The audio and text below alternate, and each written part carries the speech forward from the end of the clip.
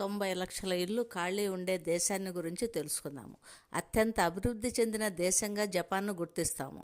రెండో ప్రపంచ యుద్ధంలో అణుబాంబుల తాకిడిని తట్టుకుని టెక్నాలజీలో ప్రపంచానికే సవాలు విసిరింది. అలాంటి దేశంలో ప్రస్తుతం అబాండెంట్ హౌసులు వదిలేసిన ఇళ్ళు 90 లక్షలు ఉన్నాయి. తూర్పు ఆసియా దేశాల్లో జనాభా లేమి కారణంగా వదిలేసిన ఇళ్లలో ఇబ్బంది పడుతుంది జపాన్. వదిలేసిన ఇళ్లను అకియా అంటారు అక్కడ. ముఖ్యంగా పల్లెల్లో ఈ పరిస్థితి ఎక్కువగా కనపడుతుంది. టోక్యో, క్యోటో నగరాల దగ్గరగా ఉండే పల్లెల్లో అకియా సమస్య వెంటాడుతుంది. ఇక్కడ ఇల్లు ఎక్కువగా ఉండటం కాదు సమస్య, అసలు అందులో నివసించడానికి జనాలు లేకపోవడం అతిపెద్ద సమస్య. అధికారిక లెక్కల ప్రకారం అలా ఇళ్లను వదిలేసిన పోయేరు సంఖ్య 14% ఉంది.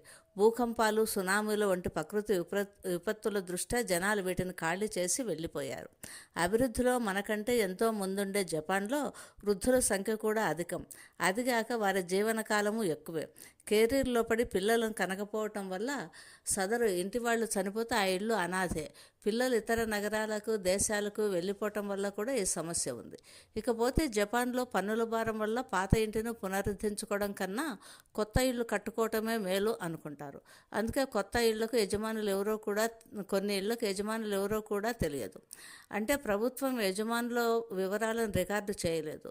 పబ్లిక్ ట్రాన్స్పోర్టుకు ఈ ఇల్లు దూరంగా ఉండడం లాంటి కారణాల వల్ల జపాన్ పల్లెల్లో గత 20 ఏళ్ల నుంచి ఇలాంటి సంఖ్య పెరిగిపోతుంది.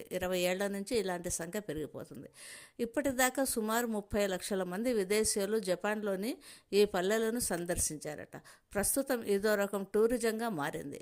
వాస్తవాలకు ఇక్కడ ఇల్లు కొంటే తర్వాత అమ్మడం కష్టం, అందువల్లే ఈ సమస్య అంటున్నారు.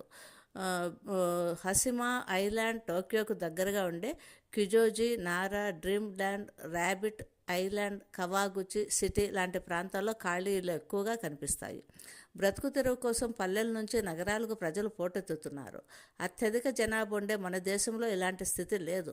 జనసంఖ్య తక్కువగా ఉండే దేశాల్లో వదిలేసిన ఇళ్లున్నాయి. అమెరికాలోని మిస్సోరీ, మిచిగాన్, ఇండియానా, దక్షిణ డకోటా, డెట్రాయిట్, చికాగో, పెన్సిల్వేనియా లాంటి నగర శివార్లలో ఈ సమస్య ఉంది. వలసలు, పన్నుల వల్ల ఇటలీలోని అబాండెంట్ హౌసులు పెరిగిపోతున్నాయి. సోవియట్ యూనియన్ విడిపోయాక రష్యాలో ఈ సమస్య ఉత్పన్నమైంది. తూర్పు జర్మనీలో అయితే అపార్ట్మెంట్లో కూడా నివసించే వాళ్ళు లేరు.